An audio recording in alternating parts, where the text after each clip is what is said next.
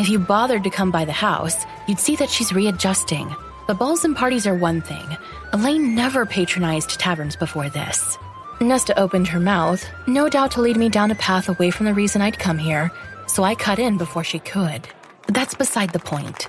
Steel-cold eyes held mine. Can you get to it then? I'd like to return to my game. I debated scattering the cards to the ale-slick ground. Solstice is the day after tomorrow. Nothing. Not a blink. I interlaced my fingers and set them on the table between us. What will it take to get you to come? For Elaine's sake or yours? Both.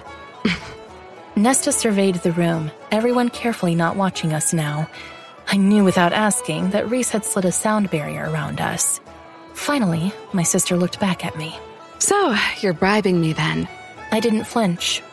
I'm seeing if you're willing to be reasoned with, if there's a way to make it worth your while. Nesta planted the tip of her pointer finger atop her stack of cards and fanned them out across the table. It's not even our holiday. We don't have holidays. Perhaps you should try it. You might enjoy yourself.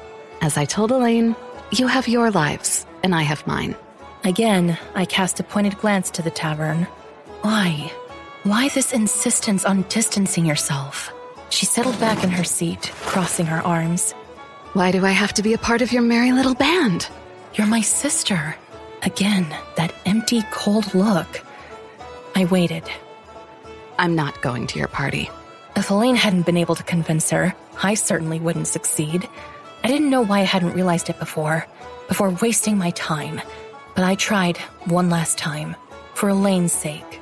Father would want you to— Don't you finish that sentence.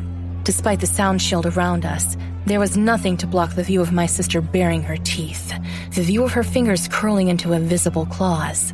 Nesta's nose crinkled with undiluted rage. Leave. A scene. This was about to become a scene in the worst way.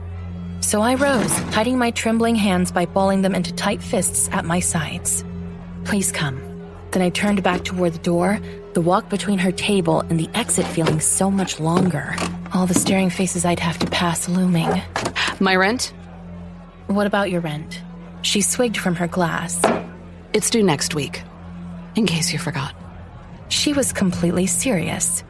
Come to Solstice, and I'll make sure it's delivered. Nesta opened her mouth, but I turned again, staring down at every gaping face that peered up at me as I passed.